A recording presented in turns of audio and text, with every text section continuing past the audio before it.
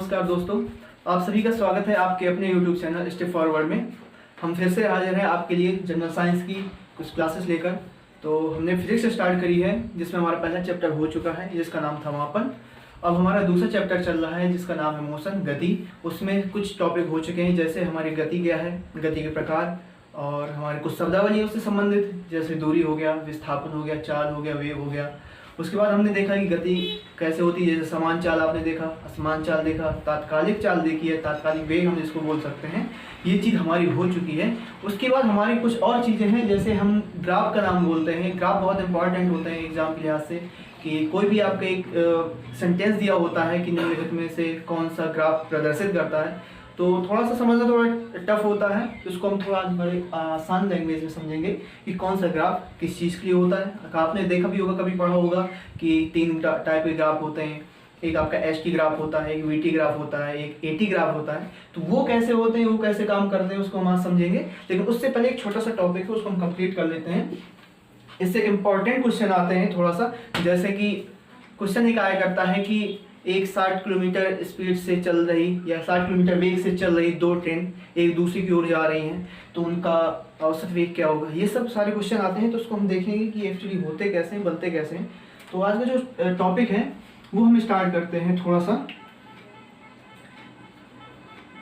सापेक्ष चाल और निरपेक्ष।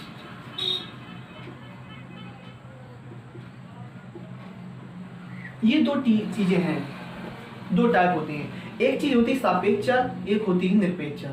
अब सापेक्ष चाल क्या होती है, निरपेक्ष चाल क्या होती है, उसको हम थोड़ा सा एक अगर फिगर से समझेंगे तो थोड़ा आसान रहेगा। फिगर में कैसे, सपोज हम मान लेते हैं ए आपका ए, ये कोई भी आपका जो एक वाहन है उसको मान लेते ए है, ए की आपका बी है।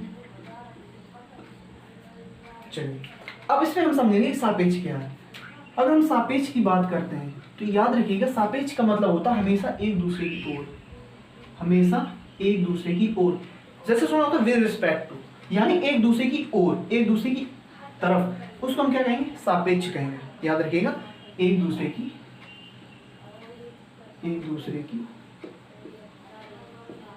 ओर। ये हमारा क्या है, ये हमारा सापेक्ष। ये हमारा क्या है, ये हमारा सापेक्ष, यानी एक दूसरे की ओर। अगर 2 ट्रेनें एक दूसरे की ओर आ रही हैं तो उसको हम कहेंगे ये सापेक्ष गति है। इसके बाद हम निरपेक्ष की तरफ बात करते हैं। तो निरपेक्ष का हुआ करता है एक ही ओर,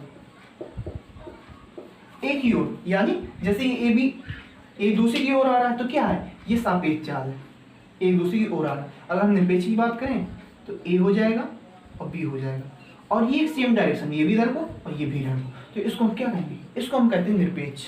समझ में आ गया, बहुत ही इजी है। लेकिन ये वर्ड थोड़ा याद रखने लायक है कि सापेक्ष का मतलब क्या होता है, एक दूसरे को। इसमें मेरे बहुत इजी आते हैं, बहुत इजी भी होते हैं। जैसे हम बात करें अगर कि 2 ट्रेनें हैं 2 किलोमीटर वेग से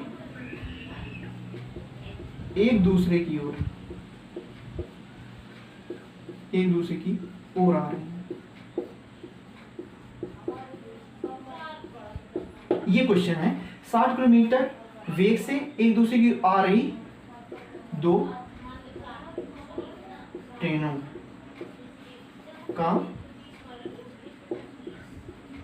औसत वेग। ये क्वेश्चन है, बहुत इंपॉर्टेंट क्वेश्चन है। आईएएस पीसीएस में कई बार पूछा गया है ये क्वेश्चन। पीसीएस के अगर आप बुक भी देखोगे परीक्षा वाणी तो उसमें ये क्वेश्चन दिया हुआ है कि 60 किलोमीटर से चल रही 60 किलोमीटर वेग से चल रही 2 ट्रेनों का सापेक्ष वेग क्या होगा, या एक दूसरे की ओर आ रही है तो उसका वेग क्या आ रही है, 2 ट्रेनों का औसत वेग क्या होगा। तो याद रखिएगा यहाँ हम किसकी बात कर रहे हैं, वेग की बात कर रहे हैं। किसकी बात कर रहे हैं, वेग की बात कर रहे हैं। और हमने आपको लास्ट क्लास में ये बताया हुआ था कि अगर वेग है ये कैसा होता है, ये प्लस हो सकता है, माइनस हो सकता है। क्यों, क्योंकि ये कैसा है, डायरेक्शनल है, ये सदिश है। कैसा है, सदिश है। यानी अगर हम एक कोई पार्टिकुलर पॉइंट ले लें, अगर हमने मान लिया अपनी तरफ से कि इस साइड के सारे वेग धनात्मक होंगे तो हमें पता होना चाहिए इस साइड के सारे वेग माइनस हो जाएंगे, नेगेटिव हो जाएंगे। तो सेम कंडीशन ये जो हमने आपको लास्ट क्लास बताई, अगर आपने देखा हो, अगर नहीं देखा तो आप वहाँ जाके देख लीजिएगा कि अगर आप एक पॉइंट से राइट साइड अगर हम पॉजिटिव मानते हैं तो नेगेटिव हो जाएगा आपका लेफ्ट साइड, ये तो बनी बात है। तो सेम वही कॉन्सेप्ट आपका यहाँ लगता है। कैसे कि 60 किलोमीटर वेग से चल रही दो ट्रेनें एक दूसरी की हो रही, यानी अगर हम बात करें एक ट्रेन ये हो गई और दूसरी ट्रेन ये हो गई, एक दूसरी की हो रही है, यानी ये इधर को आ रही है और ये इधर को आ रही है। अब देख लीजिए, अगर हम कोई भी डायरेक्शन मान लें, हम ये बिंदु मान लें, ये मान लें, ये मान लें, कोई भी एक पार्टिकुलर बिंदु अगर मान लें कि राइट साइड की सारी जो हमारी वेव होंगे, वेलोसिटी होगी, सब पॉजिटिव होगी, तो ये देखिए अगर हम राइट को पॉजिटिव मानते हैं, इस साइड को हम धनात्मक मानते हैं, तो आपको पता है ये लेफ्ट को आ रही है, यानी ये सब नेगेटिव होगी कि नहीं होगी? अब कॉस होगी तो 60 तो इसकी भी स्पीड है, 60 इसकी भी स्पीड है। अब आपको क्या निकालना, औसत निकालना है। तो ये क्या हो जाएगा 60 प्लस माइनस 60, ये कैसा हो जाएगा, माइनस हो जाएगा, -60/2। तो क्या हो जाएगा ये आपको पता है ये क्या हो जाएगा, ये माइनस हो जाएगा तो 60 माइनस 60/2 यानी 0/2 इक्वल टू 0। ये आ गई दोनों की औसत चाल बोले या औसत वेग बोले। कब? जब दो ट्रेनें सापेक्ष गति कर रही हैं। कैसी कर रही हैं? सापेक्ष गति कर रही हैं।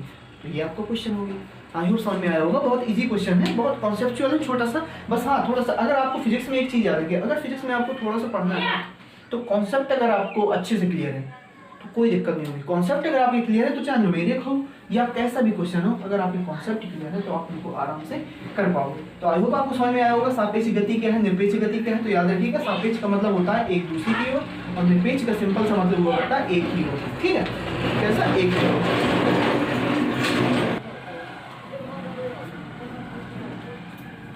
इसके बाद जो हमारा नेक्स्ट टॉपिक है उसको थोड़ा सा कंप्लीट कर लेते हैं, शायद छूट गया था त्वरण। ये हमारा छूट गया था, त्वरण क्या होता है। हमने आपको वेग बताया हुआ था, वेग क्या होता है ना। वेग हमने बताया था कि अगर आप कोई विस्थापन है, आपने वो विस्थापन कितने समय में कवर किया, इसको हम क्या कहते हैं, इसको हम वेग कहते हैं ना, इसी को हम वेग कहते हैं। यानी वेग क्या है? विस्थापन, समय के साथ विस्थापन है, परिवर्तन आपका वेग कहलाता है। तो सेम कॉन्सेप्ट आपका त्वरण में लगता है, वेग परिवर्तन। वेग परिवर्तन किसके साथ? समय के साथ। तो ये जो चीज होती है आपकी, ये क्या कहलाती है? ये कहलाती है त्वरण। यानी अगर किसी चीज में वेग परिवर्तित हो रहा है समय के साथ अगर किसी में वेग परिवर्तित हो रहा है तो उसको हम कहेंगे कि उसमें त्वरण कार्य थे या उसमें त्वरण है। जैसे हम एक एग्जाम्पल ले लेते हैं छोटा सा, कि आपकी कोई बाइक चला रहे हो, आप बाइक चलाते हो, तो हमने मान लिया कि आपकी बाइक पहले 40 किलोमीटर पर आवर थी, इसके बाद हो जाती है 60 किलोमीटर पर आवर। कितने घंटे में? 2 आवर में। अब हम सिंपल सा आपसे बात करें कि इसमें त्वरण क्या होगा, इसमें एक्सेलरेशन क्या होगा, तो आपको पता है इसमें क्या हो जाएगा। सिंपल सा हमने क्या बोला, वेग परिवर्तन। वेग परिवर्तन इसमें कैसा होगा, पहले कितना था 40 था, फिर कितना हो गया 60 हो गया, यानी बढ़ा कितना, परिवर्तन कितना हुआ, परिवर्तन हुआ 20 का। ये कैसे आया 60 माइनस 40, यानी बड़े में छोटा घटा दीजिए। वेग परिवर्तन कितना हुआ 20, आप वेग परिवर्तन की जगह 20 रख दीजिए। सिंपल, समझ में आ रहा है। उसके बाद टाइम कितना लगा, समय 2 आवर, 2 रख दीजिए, यानी आपका कितना है 10 किलोमीटर। समझ में आ गया, क्या आ गया 10 किलोमीटर पर आवर स्क्वायर। ये आपको समझ में आ गया होगा। आई हो ये मात्रक होता है किलोमीटर पर आवर स्क्वायर हो, यानी जो आवर होगा वो हमेशा स्क्वायर में होगा। किसमें?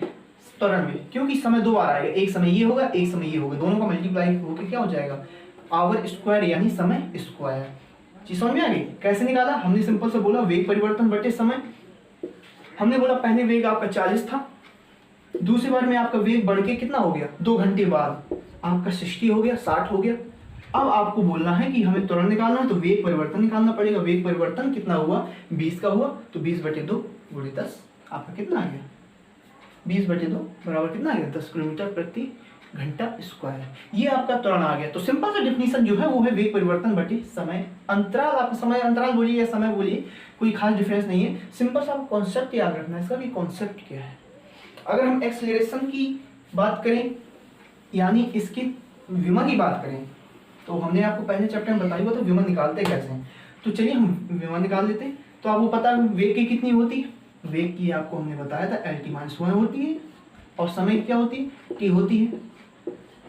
आप सिंपल से इसको क्या बोल सकते हो, LT-2। इसकी क्या हो जाएगी, ये हो जाएगी इसकी विमा। ठीक है, तो आई होप ये आप चीज़ को समझ में आई होगी आपको। बहुत ज़्यादा टफ नहीं है, बहुत कॉन्सेप्चुअल चीज़ें हैं इसमें। अगर आप समझते जाओगे आराम से तो कोई दिक्कत नहीं पड़ेगी। चलिए अब हम आते हैं थोड़ा सा इम्पोर्टेंट टॉपिक की तरफ, जिसको हम बोलते हैं ग्राफ। ये ग्राफ जो है वो आसान तो होते हैं लेकिन देखने में बड़े डरावने लगा करते हैं।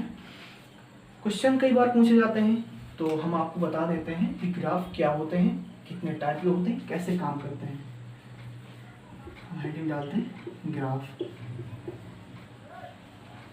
क्या डालेंगे, ग्राफ। एक चीज़ याद रखिएगा, जो लास्ट ग्राफ है 80 ग्राफ, वो एग्जाम के लिहाज से इंपॉर्टेंट नहीं है, उससे क्वेश्चन नहीं पूछे जाते। क्वेश्चन 2 से पूछे जाते हैं आपके। हम बता देते हैं ग्राफ कितने होते हैं। तो ग्राफ हमेशा आपके 3 होते हैं। पहला आपका होता है ST यानी स्थिति समय ग्राफ, स्थिति समय ग्राफ। दूसरा आपका होता है VT ग्राफ यानी वेग समय ग्राफ। और जो आपका तीसरा होता है वो होता है AT, ये होता है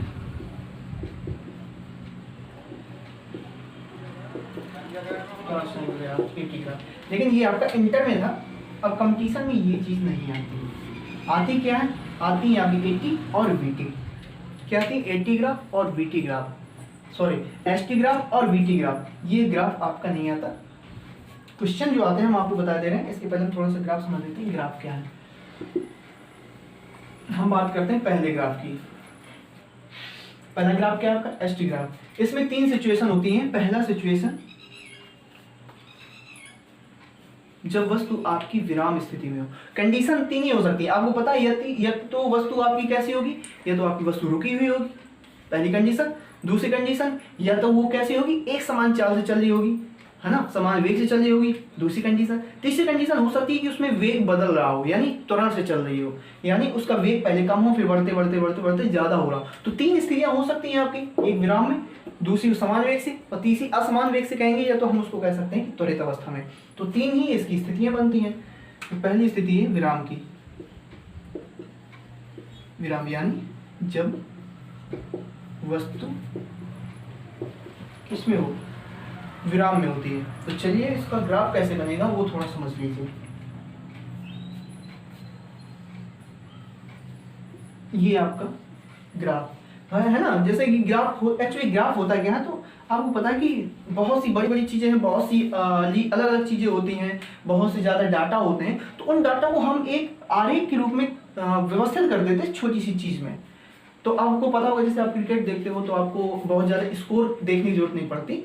आप क्या करते हो कि आपने टीवी खोली, आपको पूरा मैच देखने की जरूरत नहीं है, आपने सिर्फ ग्राफ देख लिया कि कितने ओवर में कितने रन गए, कौन सा विकेट किस ओवर में गया, कितना गिरा, कितने विकेट गिरे किस ओवर में। तो आप क्या करते हो, एक ग्राफ देख लेते हो, बस आप पूरे मैच का शेड्यूल, पूरे मैच की स्कोरिंग आप समझ जाते हो। सेम कंडीशन वही यहाँ पे होती है।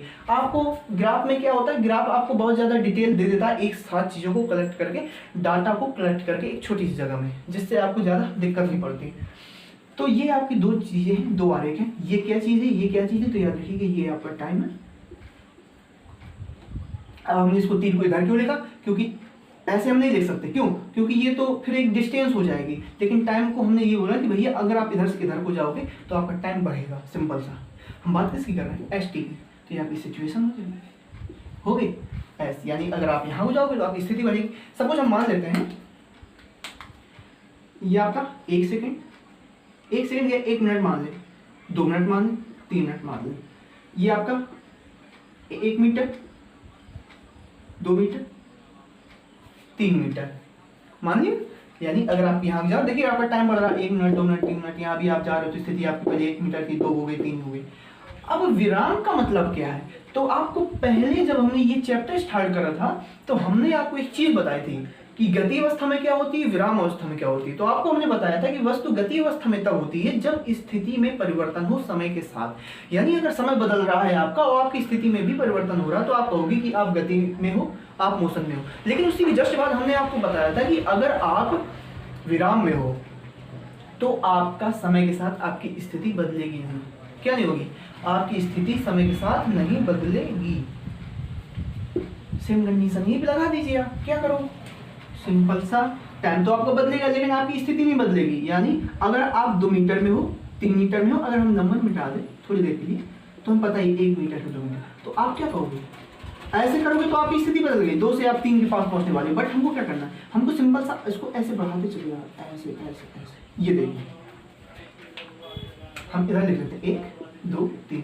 अब आपने देखा कि टाइम आपका बढ़ रहा है, 1 मिनट 2 मिनट 3 मिनट, लेकिन आपकी स्थिति क्या थी, 2 मीटर में आप पहले थे, 1 सेकंड में 2 फिर यहाँ पे मान लेकर 0। तो आप जब 0 मिनट था तब तो कोई मतलब ही नहीं। अगर आपने 1 मिनट देखा, 1 मिनट में आप किस स्थिति में, 2 मीटर पे हो, 2 मिनट बाद भी आप 2 मीटर पे हो, 3 मिनट बाद भी आप 3 मीटर पे हो, 2 मीटर पे हो। यानी समय आपका बदल रहा है बट आपकी स्थिति 2 मीटर पे ही है। यानी समय बढ़ रहा है लेकिन आपकी स्थिति बदल नहीं रही है। यानी आप कैसे हो, आप विराम में हो। आप कैसे हो, आप विराम में हो। तो याद रखिए जहां भी ऐसा ग्राफ आए ये तो आपका विराम अवस्था में होता है, लेकिन आपको याद रखना पड़ेगा कि ये आपका स्थिति होना चाहिए और ये आपका टाइम होना चाहिए।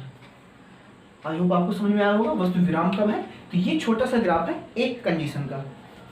चलिए हम दूसरी कंडीशन पे पहुंचते हैं। दूसरी कंडीशन कौन सी आएगी, जैसे हमने आपको बताया दूसरी कंडीशन आपकी आती है जब वस्तु समान वेग से चले। कैसे चले, समान वेग से चले। इसका ग्राफ कैसे बनेगा, तो याद रखिए इसका ग्राफ छोटा सा, ये देखिए। हाँ एक चीज आपको बता दें कि ये जो ग्राफ बनते हैं ना एचटी ग्राफ, इनका जो ये रिजल्ट होता है, ये हो गया ये हो गया, ये क्या बताता है, ये बताता है आपका वेग। वही तो निकाल रहे थे, समय और स्थिति। समय स्थिति दोनों में अगर हम कंपैरिजन करते हैं या दोनों का रेशियो निकालते हैं कुछ भी तो हमारा क्या आता है, वेग ही तो आता है ना। स्थिति यानी आपकी चाहे आपकी दूरी हो, आपकी दूरी बदल रही हो या आपका विस्थापन हो रहा है तो आपकी स्थिति होती है। और टाइम तो ये आप दोनों क्या बताती है, आपका वेग बताता है ना, स्पीड वेग। तो याद रखिएगा जो हमारा स्थिति समय ग्राफ होता है इसका जो परिणामी होता है वो हमेशा वेग बताता है। क्या बताता है, वेग। और वही आपने देखा ये तो सीधी लाइन थी एकदम, बिल्कुल उसमें कोई हलचल नहीं, वो सीधा है। इसका मतलब क्या है, एकदम स्थिर है, एकदम विराम है। चलिए हम दूसरा देखते हैं आपका जब वेग समान हो। तो ये तो आपका टाइम ही रहेगा, है ना, ये आपका टाइम रहेगा। लेकिन आपको क्या रखना है, यहाँ पे आपको रखना है एस। क्यों रखना है, क्योंकि हम एचटी ग्राफ की बात ही कर रहे हैं तो हो जाएगा। चलिए हम सपोज मान लेते हैं यहाँ पे आपका 1 मिनट है, यहाँ पे आपका 2 है, यहाँ आपका 3 है, तो यहाँ आपका 4 है। चलिए हम इसको थोड़ा अलग बनाते हैं, 1 2 3 4 हो गया। ये आपका टाइम है, ऐसे बढ़ रहा है। अब हम देखते हैं ये आपका 1 मीटर है, ये आपका 2 हो गया, ये आपका 3 हो गया, ये आपका 4 हो गया। समान वेग। अब हमने आपको ये भी बताया कि समान वेग क्या होता है, असमान वेग क्या होता है। हमने आपको समान वेग बताया था कि जब समान समय में समान दूरी तय की जाए या समान दूरी तय करने में समान समय लगे, वो वेग हमारा क्या होता है, वो समान वेग होता है। यानी अगर आपको 1 मिनट में कुछ दूरी तय करनी है तो आप अगले 1 मिनट में भी उतनी ही दूरी तय करोगे, तभी तो आपका वेग समान हुआ, है ना। यानी अगर आप पहले आपका कुछ जो डिस्टेंस है बटे टाइम, इसका अनुपात कुछ आपका मान लीजिए 2 आ गया, तो आपका जो नेक्स्ट डिस्टेंस अपॉन टाइम होगा उसका अनुपात भी 2 ही आना चाहिए, तभी तो आपका वेग क्या होगा, बराबर होगा दोनों, है ना। डिस्टेंस अपॉन टाइम, या इसको हम विस्थापन बोल दें, इसको हम विस्थापन बोल दें। विस्थापन बढ़ते समय क्या होता है, वेग होता है। यानी अगर पहले भी आपकी कुछ भी दूरी है, हमें नहीं पता क्या है, समय हमें नहीं पता क्या, उनका सिंपल सा जो हमारा मान आया वेग का, अगर वो 2 है तो नेक्स्ट जो आपकी डिस्टेंस है, जो आपकी विस्थापन है, दूरी है, और जो टाइम है, उनका अनुपात भी 2 ही आना चाहिए, तभी आप कहोगे कि वो क्या है, समान वेग से चल रही है। तो चलिए हम ग्राफ में आपको छोटा सा समझाते हैं बिना कंफ्यूजन के। हमने मान लिया, पहले हम बता देते हैं ग्राफ की लाइन होती कैसे।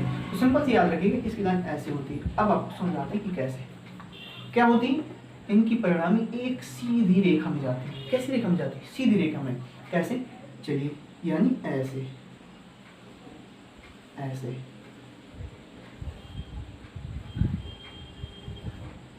कुछ समझ में आ रहा है कैसे क्यों है ऐसा?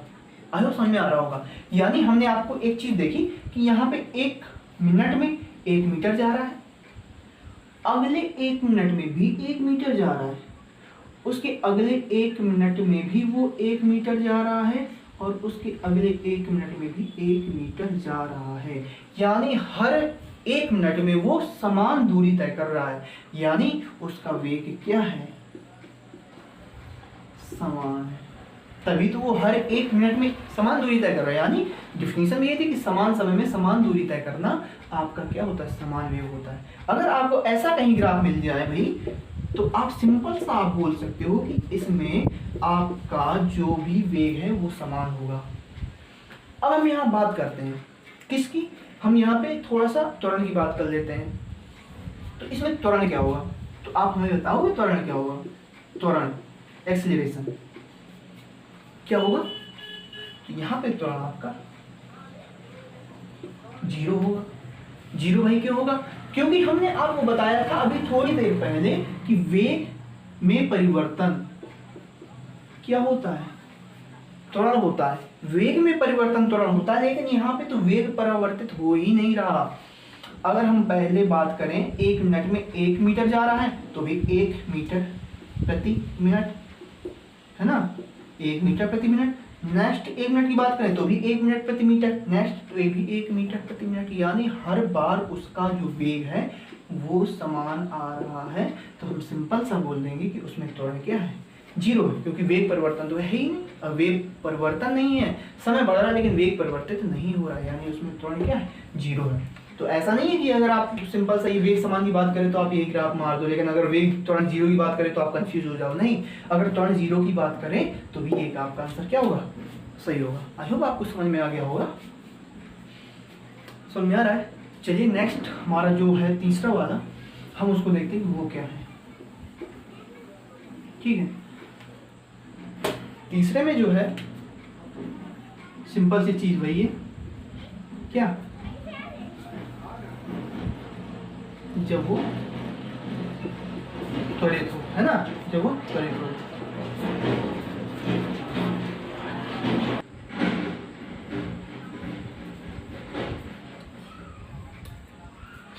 कैसा हो? त्वरित हो। यहाँ पे एक छोटा सा एक चीज और समझ लीजिए, अगर आपका वेग बढ़ रहा है समय के साथ तो उसको हम कहेंगे त्वरण में। लेकिन अगर कभी ऐसा क्वेश्चन आ गया कि वेग घटने लगा समय के साथ तो उसको हम क्या कहेंगे? क्योंकि त्वरण में तो हमारा हमेशा वेग बढ़ता है, तो मंदन होगा। उसमें क्या होगा? उसमें मंदन होगा। अगर आपका त्वरण वेग क्या है? वेग समय के साथ घट रहा होगा तो हम उसको क्या कहेंगे? मंदन कहेंगे। वहां पे हमारा जो त्वरण है ना वेग प्लस में आएगा, लेकिन अगर मंदन होगा तो हमारा त्वरण वो होगा ए ही, मान सेम रहेगा, लेकिन वो किस में आ जाएगा? माइनस में आ जाएगा। तो हम यहाँ पे एक चीज करेंगे, या तो वो त्वरण हो, त्वरित हो, या मंदित हो। क्या हो? मंदित हो। अब इसका ग्राफ कैसे बनेगा? इसका ग्राफ समझ लीजिए, इसका ग्राफ कैसे बनेगा? ये चीज सेम है, टाइम सेम है और आपका स्थिति भी सेम है, तो इसका ग्राफ कैसे बनेगा? तो सिंपल से रखिएगा, इसका जो ग्राफ हमें प्राप्त होगा, इसका जो परिणाम में प्राप्त होगा वो तो ऐसे होगा, ये तो ऐसे होगा। कैसे होगा? या तो वो ऐसे जाएगा या ऐसे जाएगा। समझ में आ रहा है कैसे? यानी आप देख रहे हो कि अचानक से बढ़ गया, यानी वेग कहीं ना कहीं उसका अचानक से उछाल आया है। तभी तो अगर हमारा समान वेग होता तो एकदम सीधे निकल जाता, ऐसे ऐसे सीधे निकल जाता, लेकिन ऐसा तो नहीं है। इसमें क्या है? इसमें या तो मंदन है या तो त्वरण है। त्वरण की स्थिति में क्या हो? वेग अचानक से बढ़ेगा, और मंदन की स्थिति में वेग पहले बढ़ेगा फिर घटने लगेगा। ये तो होता मंदन, यानी वेग पहले आपका है कुछ, उसके बाद वेग घटने लगा तो ये मंदन है। तो ये आपका प्लस ए हो जाएगा, ये आपका क्या हो जाएगा? माइनस ए। ये आपकी 3 स्थितियां होती हैं स्थिति समय ग्राफ की। बहुत इंपॉर्टेंट है, सब कोई नहीं समझाता इसको, लेकिन आप समझ लीजिए कि अगर 3 स्थितियां आ जाती हैं या कोई भी क्वेश्चन आ जाता है तो कैसे करेंगे। तो हमने आपको पहला ग्राफ क्या बताया? पहले हमने आपको बताया जो वस्तु विराम में हो उसमें एकदम सीधी रेखा ऐसे प्राप्त होती है।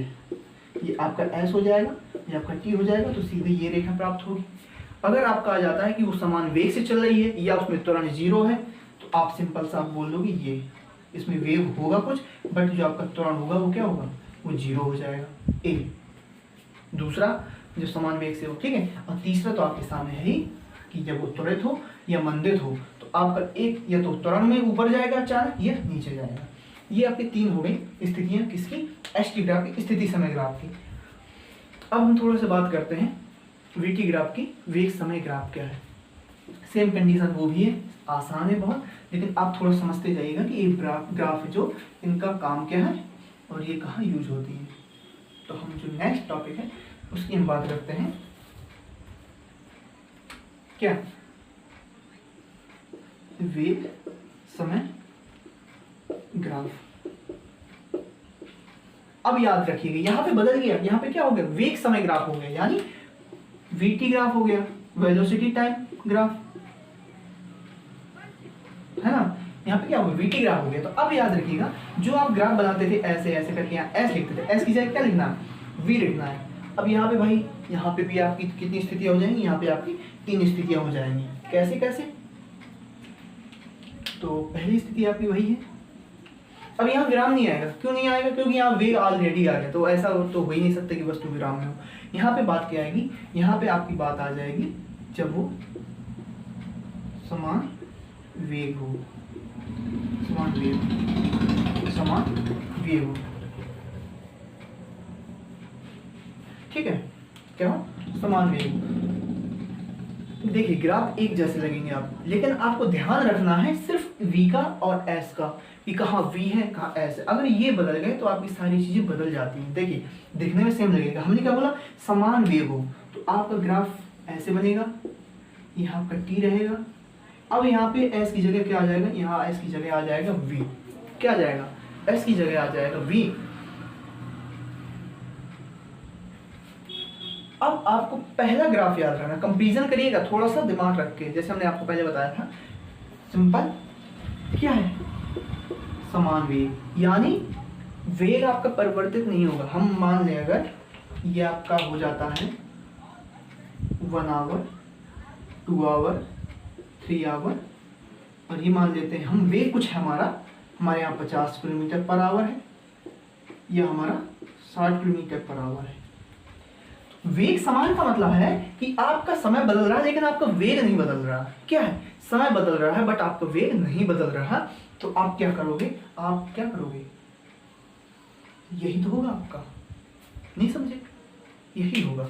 अब आपने पहला देखा होगा, जब पहला हमने ग्राफ बताया था जब विराम में वहां पे स्थिति थी, यानी स्थिति आपकी सेम थी, टाइम बदल रहा था, तो आपको सीधी रेखा प्राप्त हुई। यहाँ पे आपका क्या है, वेग समान है। देखिए 1 घंटे में आपका 60 किलोमीटर प्रति आवर था, 2 घंटे आप देखें, 2 घंटे में आपका कितना है, 60 है।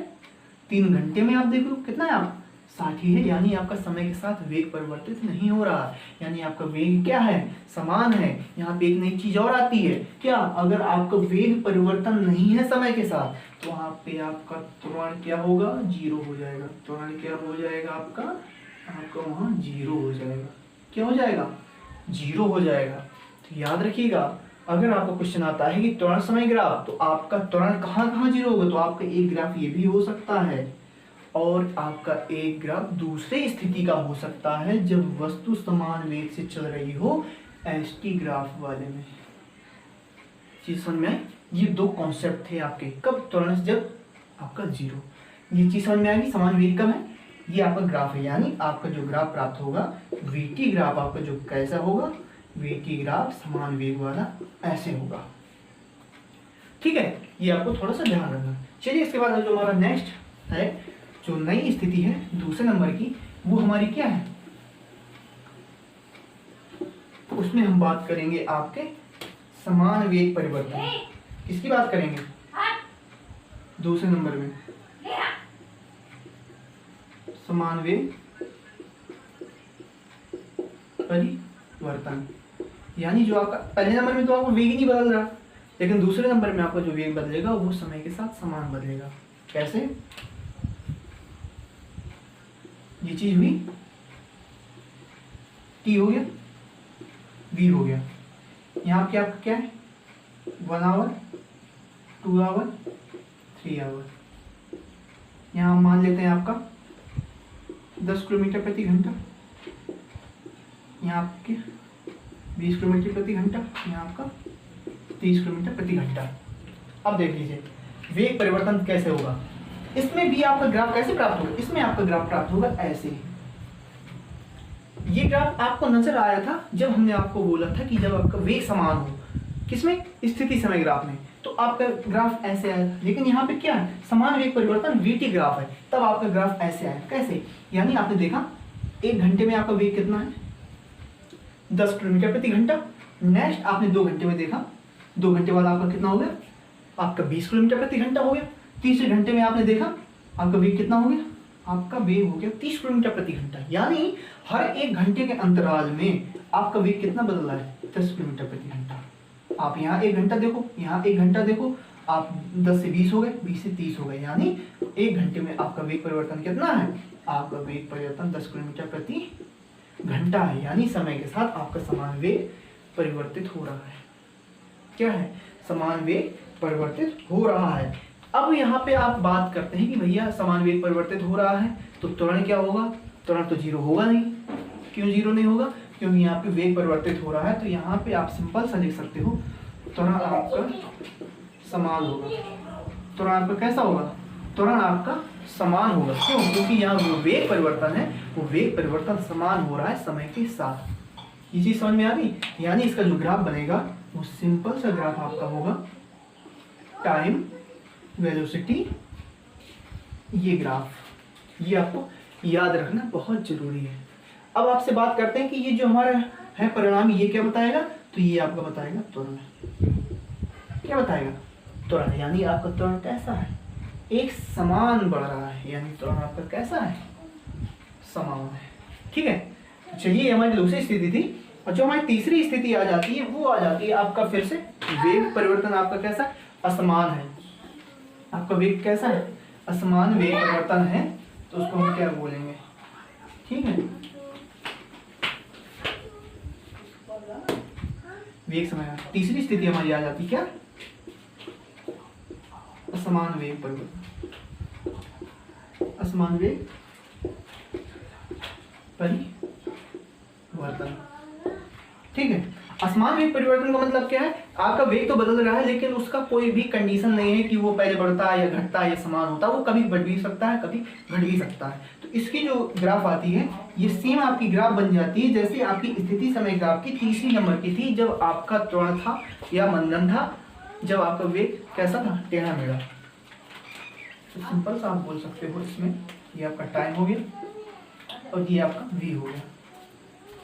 इसमें आपका वेग परिवर्तन है, यानी वेग अगर आपका अचानक बदला तो आपका त्वरण क्या होगा, त्वरण भी अचानक से बढ़ेगा। लेकिन अगर आपका वेग अचानक से घटा तो आपका त्वरण भी अचानक से घटेगा। यानी आपका जो त्वरण बढ़ भी सकता है और त्वरण आपका घट भी सकता है। ये दोनों चीजें हो सकती हैं। ये है मंदन, माइनस है, मंदन है, तो ये आपकी 2 चीजें आ जाती है। ये तो आपका त्वरण बढ़ सकता है, ये आपका त्वरण घट सकता है। तो ये आपकी जो स्थिति है, ये कौन सी स्थिति है, ये वेग परिवर्तन। कौन सा, समान वेग परिवर्तन। तो ये आपकी कुछ कंडीशंस थी आपके ग्राफ की। ये बहुत ज़्यादा इंपॉर्टेंट है, बहुत ज़्यादा इंपॉर्टेंट है। बेसिकली लोग इसको याद करते हैं, तो याद करने की लायक चीज़ नहीं है। हमने आपको हर एक चीज़ बताई, प्रैक्टिकली करके बताया है कि आपका हमने न्यूमेरिक से समझाया कि अगर आपको कोई भी प्रॉब्लम हो तो आप देख सकते हो, कॉन्सेप्ट से भी और न्यूमेरिक से। फिर भी अगर आपको कोई चीज़ समझ नहीं आई तो आप फिर से इसको रिवाइंड करके आप देख सकते हो। तो चलिए, हमारा आज तक का यही था।